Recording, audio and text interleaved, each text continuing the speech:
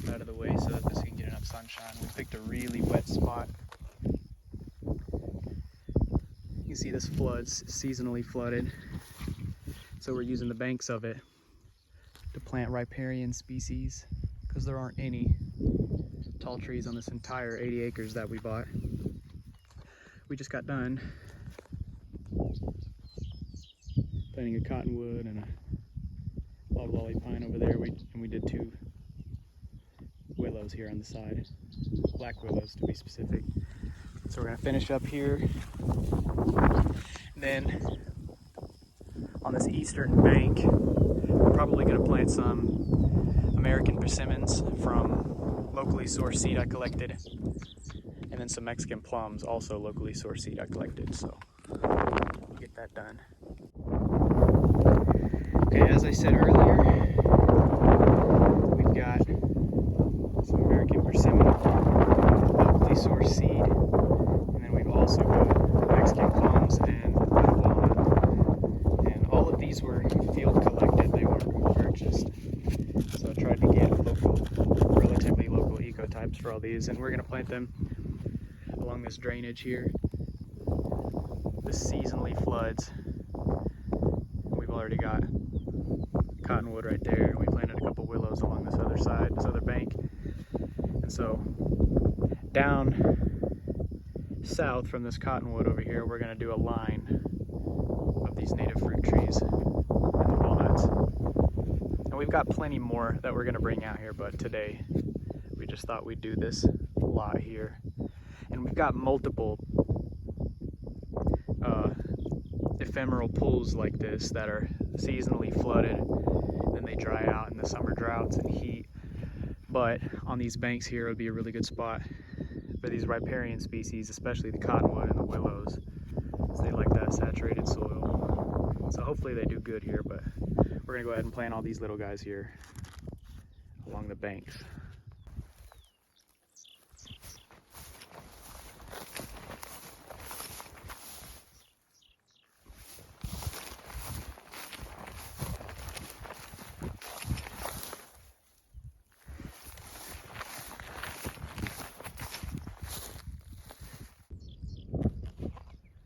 So this right here is upstream of our main pond.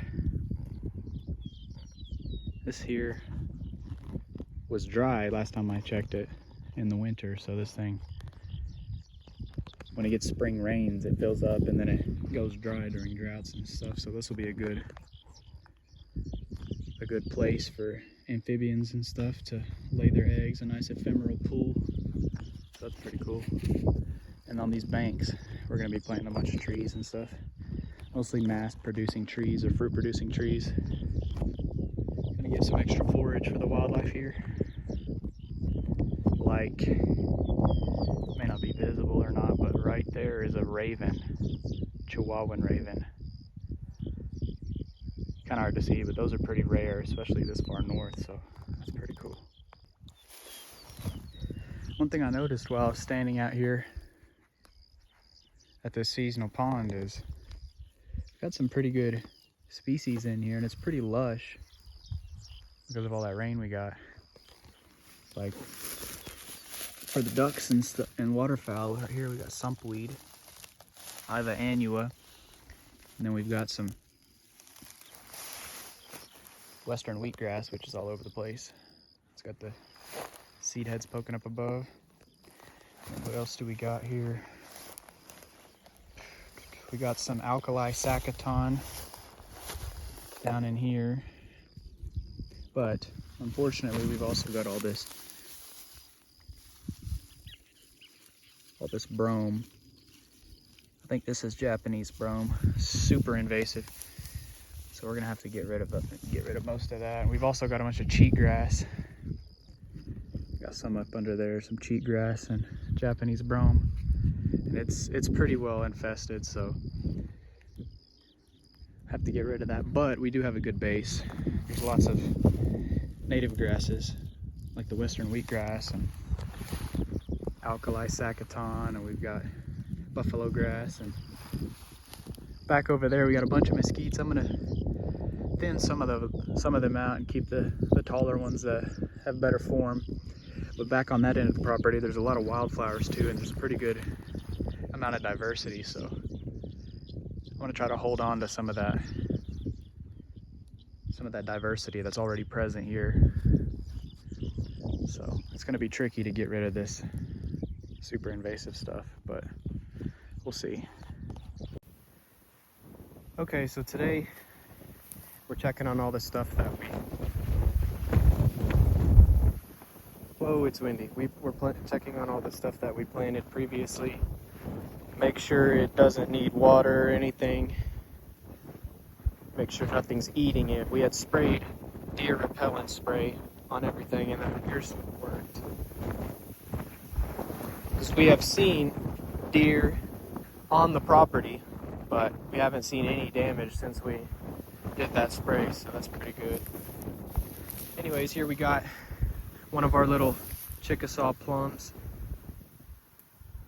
Seems to be doing pretty good, especially after transplanting in the heat. We've been giving it a lot of water and stuff, so looking pretty good. And we also got some helenium growing at the base of it. And then right here, we got another one. This one's not doing as good, but it wasn't doing as good before I planted it in the ground, so it's hanging on there, but we'll see. Then we got some more of the helenium.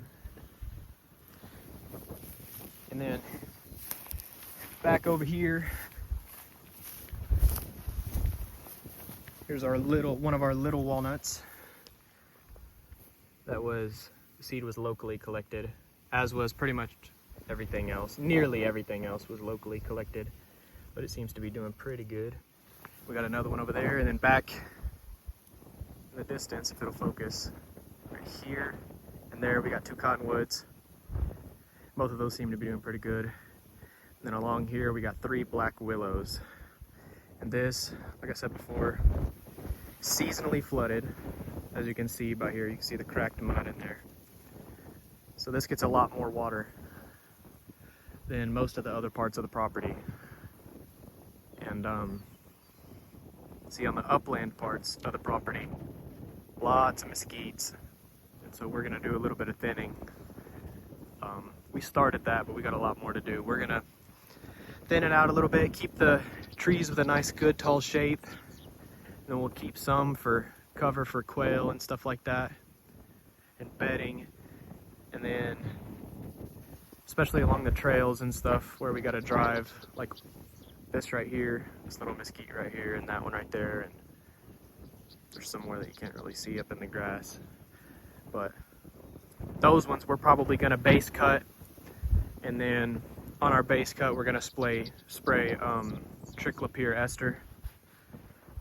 That's supposedly the most effective way to get rid of them, because they're super hard to kill.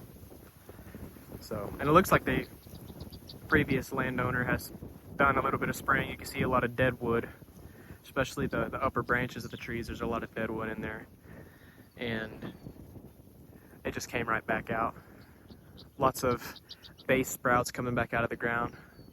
So we're gonna try to do a better job of that, but that's what we'll be doing this evening.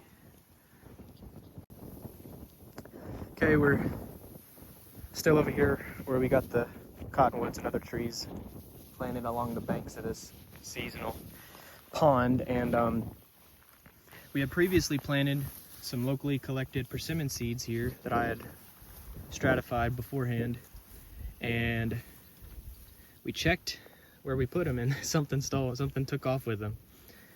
So what we're probably gonna do is replace it. I've got a bunch in here. I stratified it in this peat moss. We'll plant some more to replace those, and then we're probably gonna use that deer/animal spray to keep whatever's taking our seeds. So we're gonna try that out and see if that solves our problem of persimmon seed thieves.